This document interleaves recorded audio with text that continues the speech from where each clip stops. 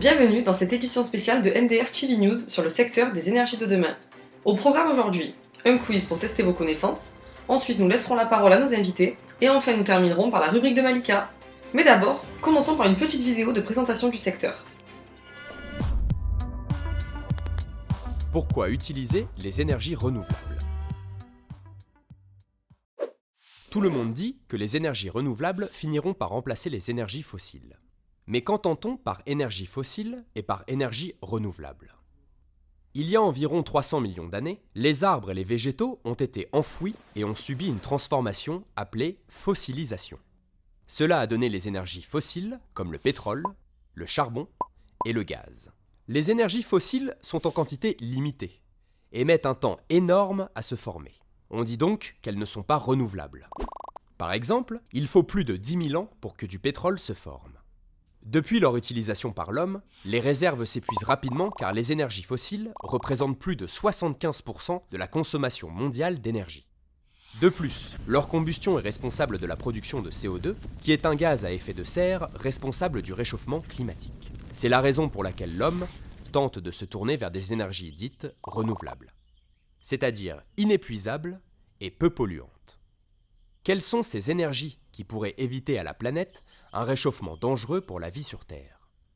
L'énergie solaire, la lumière est captée par des panneaux photovoltaïques et permet de produire plus de la moitié du chauffage d'une habitation et de son eau.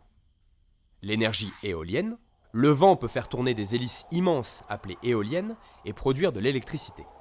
L'énergie hydraulique, l'eau des barrages fait tourner des turbines qui produisent de l'énergie électrique. L'énergie géothermique, le sol produit naturellement de la chaleur.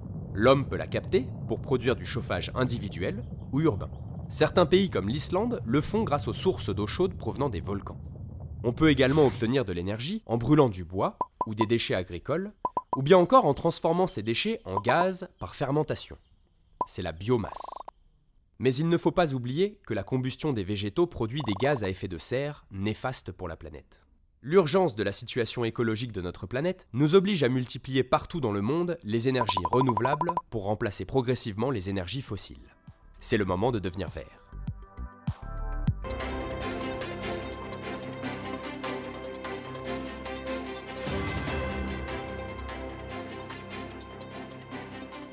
Bonjour à tous.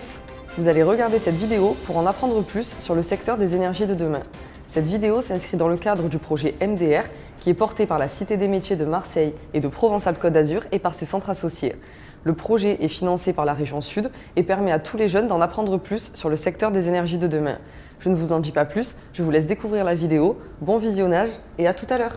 Je suis Annie, centre associé de la Cité des métiers au sein des Hautes-Alpes. On est ravis d'avoir contribué à la mise en œuvre de ce programme qui a été mis en place sur 3 territoires en région PACA, dans les Hautes-Alpes. Et merci à l'établissement Saint-Joseph de nous accueillir pour qu'on puisse vous présenter ces métiers. Les énergies de demain, ressources de perspectives en termes d'emploi. Il y a de beaux enjeux sur le territoire, on est complètement connecté aussi à un territoire comme les Hautes-Alpes où on a un espace qui est particulièrement propice à toute cette énergie. Donc merci à vous d'être là et puis bonne fin d'après-midi. Vous pensez connaître le secteur des énergies de demain ? On va voir ça tout de suite. C'est parti pour le quiz. Première question. Combien d'emplois liés aux énergies renouvelables ont été créés en 2017 ? 36 000 emplois ? 56 000 ? Ou 86 000 ?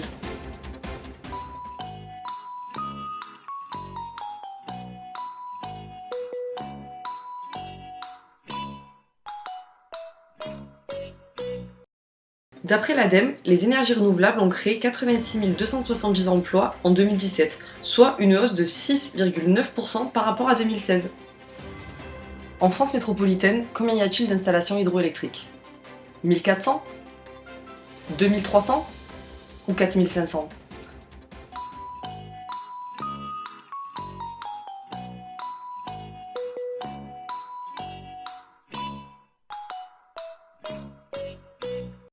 En France métropolitaine, on dénombre environ 2300 installations hydroélectriques, de taille et de puissance très diverses. Troisième question. Quelle est la part des énergies renouvelables dans l'ensemble des énergies produites en France en 2017 ? 5%, 10% ou 15%?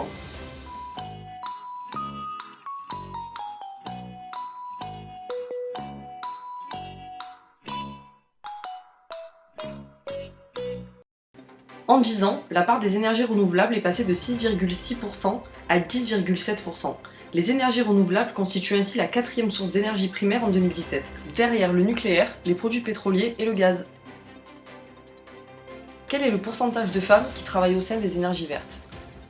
20% de femmes ? 45 ou 60%?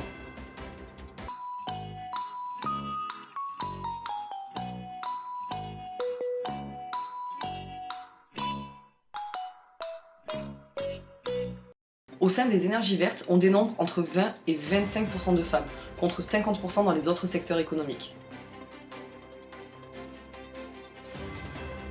Bon, maintenant que vous connaissez un peu plus le secteur, on va laisser la place à nos deux invités qui seront interviewés par les élèves journalistes du collège-lycée Saint-Joseph.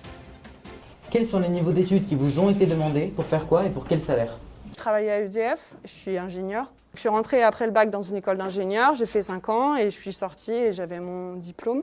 Et après, je savais que je voulais travailler dans les énergies renouvelables. Je connaissais rien, mais je savais que je voulais un peu aller dans les trucs énergies renouvelables. Donc j'ai postulé à une offre de stage et j'ai été travailler à Serre-Ponçon, pas très loin là, au barrage de Serre-Ponçon.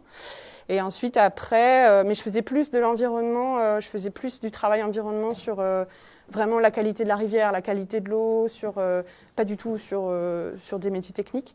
Et là, maintenant, depuis 1 an, je suis, pour le coup, je fais un métier technique. Je suis dans une équipe qui gère une équipe de techniciens.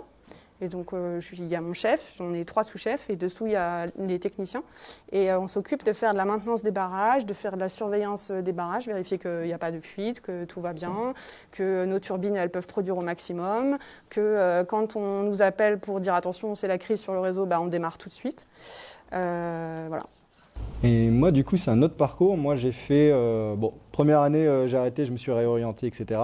Je vous passe les détails. J'ai fait un DUT, génie thermique et énergie. Un diplôme universitaire technologique. Donc, c'est un diplôme en 2 ans. Le format, par exemple, le rythme scolaire, c'est assez similaire au lycée. C'est-à-dire que vous avez quand même des cours en amphi, ce genre de choses, mais vous êtes souvent en petits groupes, etc., avec un prof. On va dire que par rapport à tout ce qui est ingénieur en formation initiale, il y a plus de pratiques. Il y a ce qu'on appelle des TP, vous en avez peut-être déjà, des travaux pratiques. Vous en avez déjà bon là c'est des TP de 4 ou 5 heures. Mais voilà, je dirais que c'est beaucoup plus pratique et c'est tout de suite, on met les mains dans le matériel quand même. Pas autant qu'au niveau BTS peut-être, mais voilà. Donc j'ai fait DUT en 2 ans, sachant qu'après un DUT, vous pouvez repasser sur de l'ingénieur, mais je ne vais pas rentrer dans le détail. Et après, j'ai fait une licence professionnelle, et donc ça fait Bac plus 3, où là, je me suis vraiment spécialisé dans tout ce qui est maîtrise de l'énergie, maîtrise de la consommation d'énergie dans le bâtiment, donc notamment tout ce qui est isolation, etc. Alors, pourquoi vous parlez de licence professionnelle? Parce que, oui, donc c'est vrai que licence professionnelle, normalement, c'est une fois qu'on a fait une licence professionnelle, on va sur le marché du travail. Tandis qu'une licence normale, ça ne vaut pas forcément grand-chose. Et c'est fait derrière pour continuer sur un master à la fac, quoi. Mais néanmoins, on peut quand même reprendre on peut quand même refaire un master ou des écoles d'ingé, mais c'est pas fait pour ça normalement, une licence pro. En vrai, on peut faire il y a plein de passerelles possibles en fait. C'est pas parce que vous partez dans un chemin que vous pouvez pas revenir ailleurs. Les écoles d'ingénieurs en alternance, ça se fait. Ça se fait de plus en plus. Ouais. C'est beaucoup plus demandé parce que justement les gens sont plus en contact avec la réalité du métier, on va dire ça comme ça. Et moi, par exemple, quand je suis sortie d'école, j'avais eu quelques stages, mais pas beaucoup. Et ça m'a beaucoup manqué, en fait. En gros, j'avais jamais vu une entreprise, j'avais jamais vraiment travaillé en entreprise. Donc ça s'apprend, hein, bien sûr, on n'est pas bête. Mais quelqu'un qui a déjà vécu la moitié de sa vie, entre guillemets, en entreprise, en effet, il a vachement plus d'expérience, il s'adapte tout de suite plus, on lui confie beaucoup plus de responsabilités tout de suite. Donc on lui donne des trucs intéressants aussi. Alors que quelqu'un qui sort de l'école tout frais, tout beau, même s'il a un très bon diplôme et il a un très bon background, il faut lui apprendre, donc ça prend du temps. Ça peut prendre 6 mois, 1 an, contrairement à quelqu'un en apprentissage. Qu'appelle-t-on les énergies de demain? Les énergies de demain, vous les avez un peu vues dans la vidéo. En gros, c'est surtout les énergies renouvelables, celles où il n'y a pas de... c'est sans fin, quoi. On peut les utiliser sans fin, que ça soit l'eau, l'air, par rapport au pétrole où on a besoin de temps pour qu'elles se reconstruisent et du coup il y a un stock qui a une fin, quoi. C'est ça. C'est lié à la deuxième question où qu'appelle-t-on les énergies renouvelables? Pour moi, c'est à peu près similaire. Et on parle aussi d'énergie de flux pour les énergies renouvelables. Parce que ce sont des flux et ce ne sont pas des stocks comme les produits pétroliers, par exemple. Et des énergies de demain, bien sûr, c'est des énergies qui n'émettent pas de CO2. Est-ce que ces énergies permettent-elles vraiment de répondre à tous nos besoins? Est-ce qu'elles sont fiables à 100%? Ce qu'il faut comprendre, ce qui est important, c'est de produire de l'électricité, mais surtout, c'est d'en produire au bon moment, au moment où on en a besoin. On a besoin d'électricité à 7h du matin quand on prend son petit-déj et à 19h. Sauf que le vent, on ne le contrôle pas. Que ça soit le vent, que ça soit le soleil, on ne le contrôle pas. Et du coup, ce qui est important, c'est d'avoir en fait plein d'énergies, si possible renouvelables, qui se complètent entre elles pour pouvoir qu'en gros, on ait l'électricité au bon moment. Par exemple, à 19h, on ne va pas demander à un panneau solaire de produire l'électricité, il n'y a plus de soleil. Par contre, on peut demander à un barrage de s'ouvrir et de produire l'électricité, on peut demander à une centrale nucléaire, on peut demander peut-être à un peu d'éolien, et tout ça, ça va se compenser, et ça va faire que vous pouvez brancher votre portable, allumer la lumière. Et pour l'instant, en France en tout cas, et en Europe, puisque tous les pays sont interconnectés au niveau électricité, on s'en sort bien. C'est-à-dire que les énergies renouvelables sont en progression. Il y a de plus en plus de solaire, il y a de plus en plus d'éolien, et c'est très bien. Mais comme ces énergies-là, on ne sait pas trop quand est-ce qu'elles viennent, quand est-ce qu'elles repartent, du coup, on les compense avec des barrages, avec du nucléaire, avec du charbon. Et ça fait que, pour le moment en tout cas, il y a assez d'énergie pour tout le monde. Il y en aura encore pour les prochaines années. Par contre, plus on met du renouvelable, plus ça veut dire qu'on doit compenser cette variation d'énergie qu'on ne maîtrise pas forcément. Donc c'est surtout ça en fait, demain l'enjeu, c'est surtout de trouver quelque chose pour compenser quand pouf, il n'y a plus de vent, pouf, il n'y a plus de soleil. C'est ça. Parce que pour le réseau, il doit y avoir un équilibre entre la production et la consommation. C'est-à-dire que quand vous allez vous brancher votre PlayStation, derrière, il faut qu'il y ait quelque chose qui produise de l'électricité qui arrive jusque chez vous. Toujours. Ça, c'est très important. Et actuellement, l'électricité, on la stocke très mal. On peut la stocker dans des batteries comme vous avez dans vos tablettes ou ce genre de choses. C'est pas encore très pertinent à grosse échelle d'un point de vue économique. La chose la plus pertinente, ce sont des steps en fait. On met l'eau dans des barrages. On le fait descendre quand on a besoin d'électricité et on les repompe en haut quand on n'en a pas besoin. Pour faire simple. Comment fonctionne l'énergie photovoltaïque et l'hydroélectricité? Sur le photovoltaïque, je vais être assez bref, je ne vais pas rentrer trop dans le détail.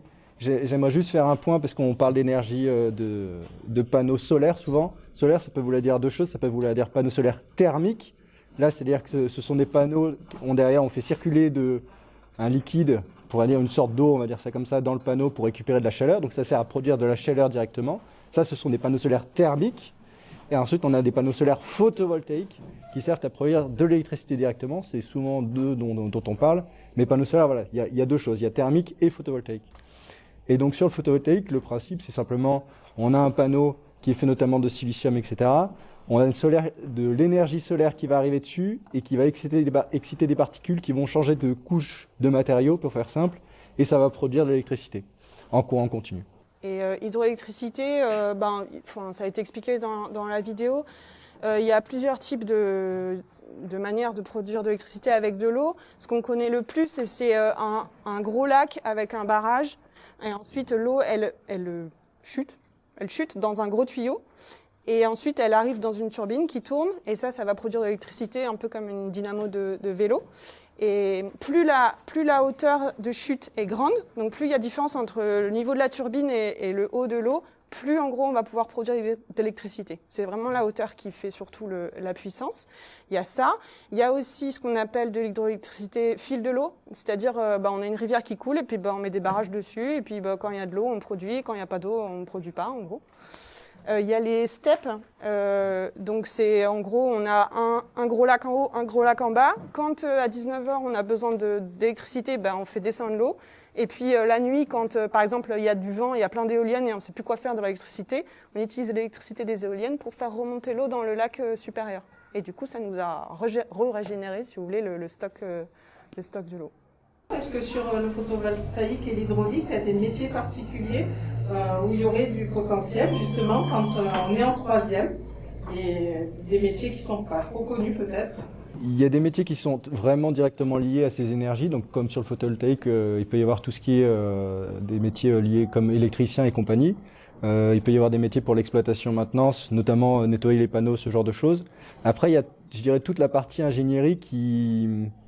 Alors, il y a des personnes qui sont spécialisées dans l'énergie photovoltaïque, mais après, qui peut être assez transverse au final, notamment pour préparer les projets, etc. Moi, par exemple, je travaille donc pour le département et j'interviens en émergence au tout début des projets, tout début, pour simplement donner des pistes ou quelques chiffres, quelques notions assez générales aux élus notamment qui veulent faire ce genre de projet. Et donc moi, je peux très bien intervenir pour du photovoltaïque comme pour de l'isolation de bâtiments, etc. Donc il y a des choses qui sont assez transverses à différents types d'énergie derrière, au niveau ingénierie, je crois. Dans les métiers des énergies, ça veut dire qu'on n'est pas toujours sur le terrain, c'est pas obligatoire. Je pense que c'est comme dans tous les secteurs, il y a vraiment de tout.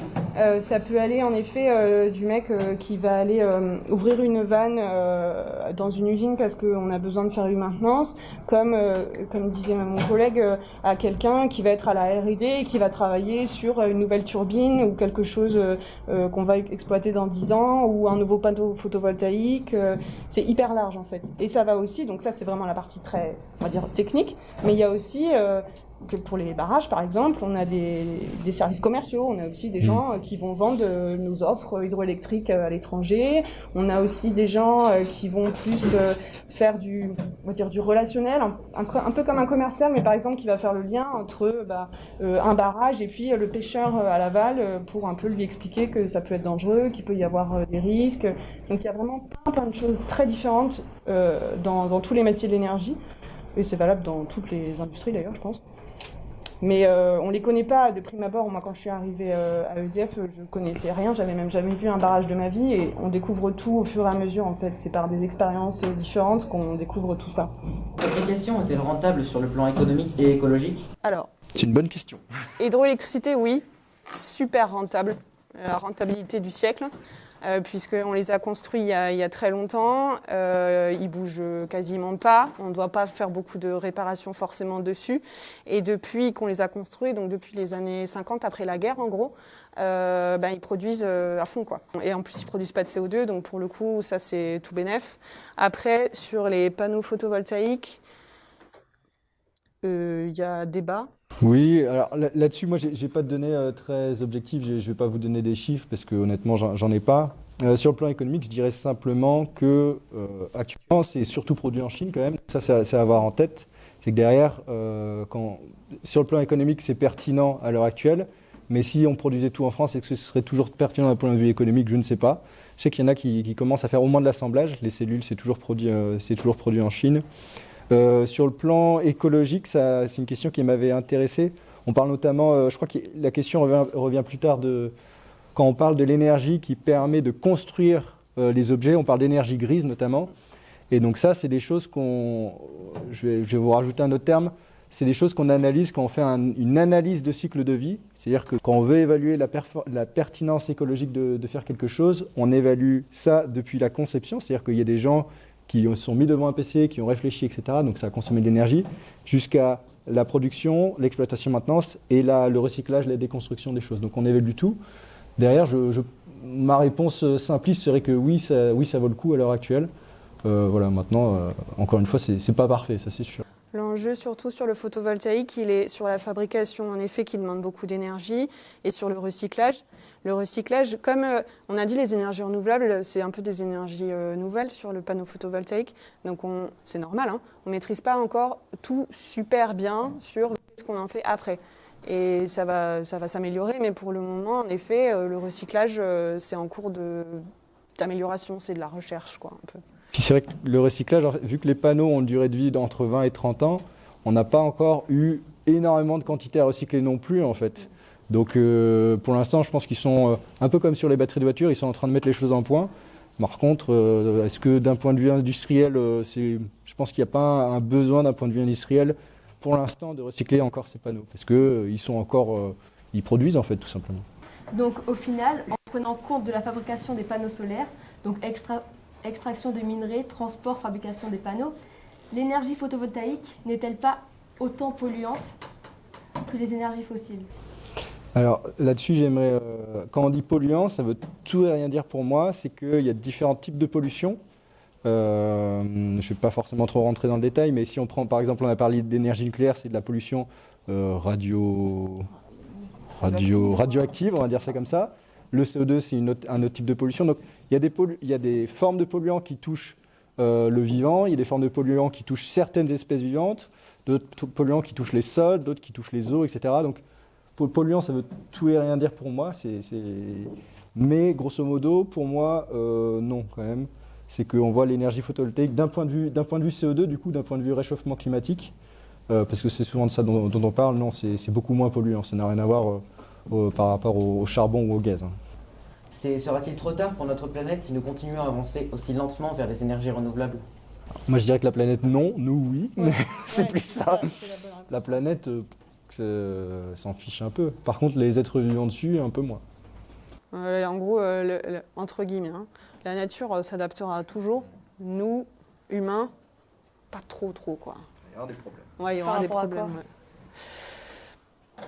En gros, on va dire l'humain physiquement, en tout cas moi tel que je le vois, et l'humain, la société humaine aura du mal à s'adapter aussi vite aux changements qui arrivent. Rien qu'en exemple, je sais pas, il va faire trop chaud. Tu vois, la température de l'air va beaucoup augmenter. L'homme, nous en tant qu'humains, on va avoir du mal à s'adapter à ça.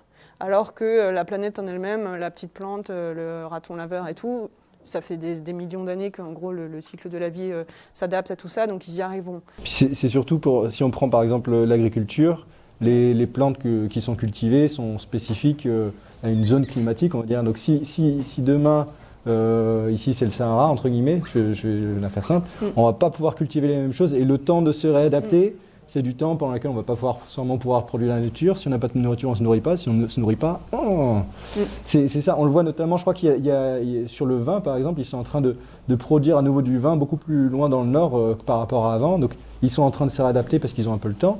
Mais il va y avoir des changements. Plus ça va aller vite, plus ça va être compliqué derrière. Voilà, il va y avoir des gens qui n'ont plus à manger à certains endroits du globe, etc. Donc, Et donc vous pensez que grâce aux énergies renouvelables, on n'atteindra pas ce stade? Alors non, c'est que si, disons que avec la production d'énergie à l'heure actuelle qui est massivement carbonée, donc c'est dans le monde, c'est gaz, pétrole, charbon, le reste, c'est pas grand-chose. Hein. Attention, le nucléaire et l'ENR, c'est pas énorme. Vraiment pas énorme. Donc si ces trois-là, on les réduit pas drastiquement très rapidement, ce qui est compliqué, hein, parce qu'il y a quand même beaucoup d'inertie dans notre système. Par exemple, le produit pétrolier, on en a même partout pour produire le plastique, pour produire tout un tas de choses. Les tests pour faire le truc Covid, etc., les plastiques, c'est des produits pétroliers, pareil pour le goudron sur la route. Il y a plein de choses, ces énergies carbonées interviennent énormément dans nos vies. Pareil pour construire des bâtiments, on a besoin de camions qui roulent au diesel, etc. Donc c'est partout dans nos vies, on va avoir du mal à se sevrer et à se sevrer rapidement pour éviter des conséquences assez compliquées. Donc les ENR, oui, c'est un moyen, mais c'est pas le seul, ça ne doit pas être le seul, et je suis pas sûr qu'au rythme du déploiement, ce soit suffisant. Alors si on pouvait terminer sur une note positive, J'essaie d'être objectif. ça serait quoi pour conclure avec les énergies de demain? Moi, je dirais que les énergies de demain, c'est des énergies hyper belles, avec des métiers hyper intéressants, dans des endroits trop beaux. Enfin, quand on est sur un barrage, c'est incroyable. Quand on est en mer, sur une éolienne offshore, c'est juste génial. Et c'est des métiers dans lesquels, en plus, on a l'impression, que tu vois, comme tu disais, on a l'impression de faire quelque chose pour la planète, de faire un truc positif, tu vois, d'agir dans le bon sens. Même si c'est, en gros, ta petite pierre, c'est déjà pas mal. C'est déjà bien, tu vois.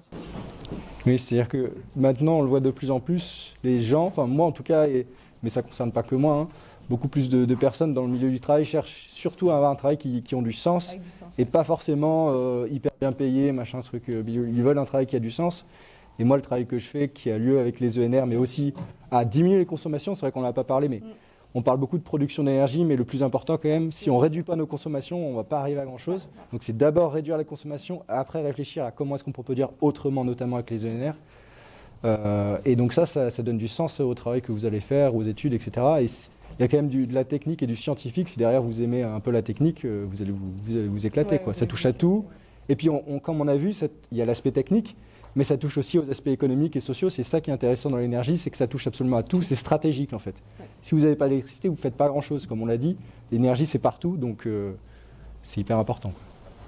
Quel conseil vous pourriez donner à une jeune fille, parce qu'on a vu au niveau des chiffres qu'il y avait très peu de filles dans ces secteurs, des filles qui voudraient se lancer justement sur une formation d'ingénieur? En fait, il ne faut pas en avoir peur. À l'école d'ingénieur, on était 30% de filles, donc il y a 10 garçons, 7 garçons, 3 filles en gros, si vous voulez, donc c'est pas beaucoup. Mais en fait, c'est pas du tout un problème, voire même c'est plutôt un avantage en fait. Et il faut juste passer le stade de se dire que on est la seule fille et que peut-être ça va être chaud. En fait, pas du tout. C'est un avantage, c'est quelque chose qui nous est utile. On n'a pas du tout la même approche que les hommes dans les métiers. Et surtout dans mon métier actuel où, en gros, je suis la seule fille dans mon équipe. On est 20 et je suis la seule fille. Et en plus, je suis sous-chef, donc ça peut être un peu compliqué. Et en fait, par rapport à mes autres collègues qui sont aussi sous-chefs, avec moi, ça se passe mieux.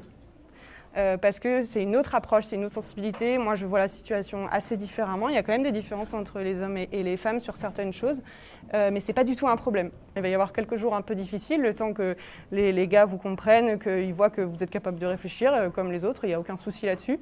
Et une fois que ça s'est passé, franchement, c'est royal. Franchement, c'est super. Donc, allez-y, n'ayez pas peur. N'ayez pas peur du tout, il y a de la place pour tout le monde et en plus, on est les rois du pétrole, reines du pétrole. Du coup, dans vos métiers respectifs, quelles sont vos responsabilités? Donc vous nous en avez un peu parlé, mais quelles sont vos affectations ou qu'est-ce que vous faites Alors moi, je manage personne. Moi, je suis technicien, donc je manage personne. Je rencontre des élus, donc derrière, et je fais des rendus, on va dire, j'interviens en émergence de projet. Donc au tout début du projet, il y a un élu qui appelle, grosso pour faire simple. Un élu, c'est un maire, Oui, voilà, c'est un maire ou un adjoint ou ce genre de choses. Il y a une commune ou un groupement de communes qui a un besoin, qui appelle. On aimerait installer des panneaux photovoltaïques, on aimerait améliorer l'isolation de nos bâtiments. Comment est-ce qu'on fait? Donc moi, je réponds à leurs questions pour déjà dégrossir un peu le projet, bien cerner le besoin, parce que parfois, c'est la clé du problème, c'est le besoin qui n'est pas bien cerné. Et je fais un rendu technique assez général. Oui. En gros, tu aides des gens à faire des projets pour... J'aide des projets à démarrer, je cerne que ça parte dans la bonne direction. Voilà. Quoi. Des projets énergétiques, mettre en place des panneaux, des choses comme ça. Quel est le salaire moyen lorsqu'on travaille dans le domaine des énergies et quelles sont les perspectives d'évolution possibles, toujours de salaire? Les salaires, il y a de tout. Ça va du SMIC à quand vous êtes chef à très très haut. C'est hyper variable. Il n'y a pas de. Enfin moi en tout cas, je ne sais pas le salaire moyen. Je sais juste que mes techniciens, il y en a certains qui sont au SMIC, comme il y en a certains, ils gagnent très bien leur vie. Donc parce qu'il y a le salaire, mais il y a aussi d'autres choses qui jouent. Il y a le fait que vous pouvez être d'astreinte. Donc en gros, quand il y a un problème sur un barrage la nuit, c'est vous qui y allez. Donc il y a des primes là-dessus. Enfin, il y a plein de choses qui peuvent se rajouter. Il n'y a pas que le salaire, on va dire, brut ou net, qui compte au départ. Il y a plein d'autres choses. Il y a des fois des primes de pénibilité. Il y a beaucoup de choses. Ouais. Vous avez des astreintes? Oui, on a tous l'astreinte. Tu as différents niveaux. Tu as l'astreinte cadre, donc moi. Tu as l'astreinte technicien qui va être plus sur la partie automatisme, tu vois, genre s'il y a une vanne qui a un problème, lui il va aller voir ça. Et puis on a aussi une astreinte plus, par exemple s'il y a une crue, c'est un autre type d'astreinte qui va aller ouvrir le barrage, tu vois. Alors il y avait une jeune personne qui demandait c'est quoi une astreinte? L'astreinte, en gros, chaque semaine, tu as une équipe, je parle pour mon équipe que je connais bien, chaque semaine tu as 3 personnes qui peuvent être appelées jour comme nuit, pour n'importe quoi qui est en lien avec nos installations. Donc, par exemple, on a eu un samedi, on a eu beaucoup de pluie vers Digne-les-Bains. Et en fait, c'est arrivé très très vite sur un de nos barrages. Et donc, on a eu une alerte où il fallait aller ouvrir le barrage en anticipation parce que sinon, on allait avoir un petit souci. On n'allait pas pouvoir retenir toute l'eau. On peut avoir aussi d'autres interventions, genre y a une vanne qui se ferme plus. Donc, du coup, il faut aller envoyer un mec un dimanche pour aller l'ouvrir à la main, quoi, en gros. Donc, dès qu'il y a un problème, c'est toi qui y vas. Voilà, c'est ça l'astreinte. en résumé. Et c'est pas spécifique aux énergies renouvelables, c'est partout. en dehors de la santé, de la sécurité, vous avez dans Ouais. le milieu industriel, vous avez toujours des gens qui sont d'astreinte. Ouais, dans le médical, Parce que ça dans tourne tout le l'industrie, temps, ouais. il faut pas que ça tombe en panne et tout. Exactement. Donc vous avez toujours de l'astreinte. Alors on pourrait parler d'énergie pendant des heures, et vous écoutez aussi pendant des heures, c'est très intéressant. Pour conclure, qu'est-ce que vous pourriez nous dire justement pour des jeunes qui souhaiteraient s'orienter dans ces secteurs d'activité? Qu'est-ce que vous leur conseillerez? Un mot positif concernant ces métiers-là? En fait, probablement que le métier que vous allez faire quand vous sortez de l'école, vous ne le connaissez pas encore, vous le connaîtrez à mon avis que quand vous aurez le nez dessus. Donc c'est juste, suivez, si vous avez une sensibilité sur quelque chose, allez-y quoi. Vous aimez les poissons, faites des études sur les poissons. Vous aimez les becs benzène, allez faire des études plus portée chimie. Il y a vraiment de la place partout. Il y a des métiers hyper intéressants partout, surtout dans les énergies renouvelables, parce qu'il y a plein de choses qui vont se développer, et la recherche et développement sur ça est en plein boom, parce qu'on n'a pas le choix, parce qu'on doit légèrement sauver le monde, quoi. Donc il y a plein de choses qui arrivent, et allez-y. Même si vous savez pas trop où vous allez, c'est pas grave de pas avoir une idée de ce qu'on veut faire plus tard, hein. Moi je savais pas, lui non plus, donc ça viendra, c'est pas grave. Mais allez-y quoi, c'est super intéressant, c'est vraiment super intéressant. Et pour finir, nous allons laisser la parole à Malika, la conseillère orientation de la Cité des métiers. Donc le projet Montrer, Découvrir et Rencontrer, MDR, donc c'est un projet qui avant tout doit vous servir pour de l'orientation. Donc nos invités Caroline et Axel nous ont justement fait découvrir leur univers et leur métier et l'environnement dans lequel ils évoluent. Maintenant, moi je vais vous expliquer justement comment je vais essayer moi de trouver des informations sur des métiers. Comment je vais classer, organiser mes idées à partir d'un questionnaire d'intérêt? Comment je vais découvrir des métiers à partir de fiches métiers? Et on terminera avec des informations sur derrière comment je me renseigne auprès de partenaires pour aller un peu plus loin dans ma démarche. Donc, au niveau des questionnaires, est-ce que vous avez déjà vu ce logiciel? Le logiciel Parcouréo? Jamais? À l'école, vous ne l'utilisez pas? Alors, je vais vous le présenter au niveau d'Internet. Donc, il y a un site Internet qui s'appelle Parcouréo.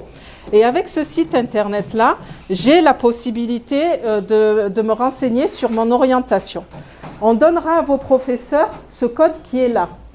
Donc, ce code-là, qui va être valable, on va vous le mettre en validité pendant à peu près 6 mois. Alors, ce code, à quoi il va me servir? Avec ce code, vous allez pouvoir entrer sur le site Parcouréo. Alors, je dis avec ce code parce que c'est un site qui est payant. Donc, vous ne demandez pas à vos parents de payer pour accéder au site Parcouréo. Si vous oubliez le code, demandez à votre professeur principal de vous redonner le code. Alors, je mets mon code. Je vais arriver sur une première page. Sur cette première page, on va me demander mon nom, mon prénom, comme quand vous vous relancez pour la première fois sur une appli ou autre. Donc, nom, prénom, on va vous demander votre adresse mail ou on va vous envoyer les codes. Vous allez vous créer un identifiant. Là, tout le monde a cet identifiant-là. Quand vous allez être sur cette première page, par la suite, vous aurez chacun votre identifiant. Ça, c'est important parce qu'avec votre identifiant, derrière, vous pourrez systématiquement revenir sur votre travail. Je vais mettre en mémoire certaines choses et du coup, je vais garder une trace pendant un certain nombre de temps. Sur la deuxième page, une fois que j'aurai rentré mes coordonnées, on va me proposer de faire un questionnaire. Donc, il faudra aller sur un onglet qui va s'appeler Info-Horizon. Et sur cet onglet-là, Info-Horizon, il va y avoir un questionnaire. Je vous rassure, ce n'est pas un questionnaire qui est compliqué. On va vous poser des questions très simples, hein, ce n'est pas des questions pièges. On va vous demander, est-ce que vous aimez les animaux? Est-ce que vous aimez travailler avec une équipe? Ce genre de questions qui sont très simples. À la fin de la liste de questions, on va vous donner une tendance sur des secteurs d'activité qui pourraient correspondre à votre profil. Donc un secteur d'activité, c'est bien effectivement un groupe. Alors on ne met pas des boîtes, mais on met à l'intérieur des métiers. Hein. Donc, quand vous aurez fini votre test, on va vous proposer des secteurs d'activité. Ces secteurs d'activité qui vont correspondre à vos réponses vont vous permettre derrière de pouvoir consulter des fiches métiers qu'on va voir justement par la suite. Alors, qu'est-ce que c'est qu'une fiche métier? Est-ce que dans votre parcours scolaire, vous avez déjà entendu parler de l'ONICEP? Oui. Oui, à quel moment? Oui, jeune homme? On a fait des tests avec notre prof principal. Oui, qu'est-ce que vous avez fait? Les tests. Des tests d'ONICEP, c'était sur quoi? Les orientations. D'accord. Qu'est-ce que vous en avez pensé? C'était bien. Oui, alors le test ONICEP, on est sur le même champ d'application que le test Inforizon, puisque vous avez des secteurs d'activité qui peuvent vous convenir. À partir de ces secteurs d'activité, je vais avoir des métiers. Et au niveau des métiers, est-ce que vous avez déjà regardé des fiches métiers de l'ONICEP? Oui. Alors, qui sait utiliser la fiche métier de l'ONICEP? Allez, venez nous expliquer. Alors là, je suis sur une fiche. Qu'est-ce qu'il y a dessus? Déjà, on voit le salaire. Oui. Alors ça, est-ce que c'est très important par rapport à un métier? Un peu quand même. Hein. Oui. Et il y a une vidéo. Il y a une vidéo. Donc c'est un élément qui est important. Si je n'ai pas envie de lire tout le texte, j'ai la possibilité, quand je suis sur une fiche métier, de consulter des vidéos. Donc effectivement, j'ai des éléments concernant le salaire, j'ai des vidéos. Qu'est-ce que c'est que cette partie-là sur la fiche métier? En quoi consiste ce métier? Donc on est sur les tâches qui concernent le métier. Parce que du coup, je vais regarder ma vidéo et là, ça va me donner un peu des idées de concrètement comment ça se passe dans le métier et qu'est-ce qu'on lui demande comme tâche. Au niveau des formations, donc après le bac, qu'est-ce qu'il y a comme diplôme? Des masters. Eh ben non. On passe. 5 et des bacs. Avant le bac plus 5, à votre avis, il n'y a pas quelque chose? K, 3, 2, 1? Oui. Alors, comment on appelle les diplômes à bac plus 2? D? BTS, oui. Tout à l'heure, Axel nous a parlé d'un diplôme à bac plus 2. C'était quoi? Hein? D? Un DUT. Hein? À bac plus 3, qu'est-ce qu'on a? Une licence. À bac plus 5, on va où? En master, ou Caroline nous a parlé à bac plus 5 du diplôme d'ingénieur. À bac plus 8. 8. Est-ce que ça existe, bac plus 8? Oui. Qu'est-ce que c'est, bac plus 8? C'est quoi, mademoiselle? C'est pas un bac. Bac plus 8. Hein? Un doctorat. Donc un doctorat, ça veut dire quoi, jeune homme? Est-ce que c'est en médecine? C'est pour qui le doctorat? Dans le droit, oui, jeune homme. La médecine, oui, jeune homme. Physique, oui. Mademoiselle, un doctorat en quoi je peux passer? Moi? Oui. Moi, je sais pas. Vous savez, on peut passer un doctorat dans quasiment tous les métiers. En droit, en histoire, en géographie, effectivement sur les métiers de l'énergie, etc. Au niveau des fiches de l'ONICEP, là je vais vous souffler.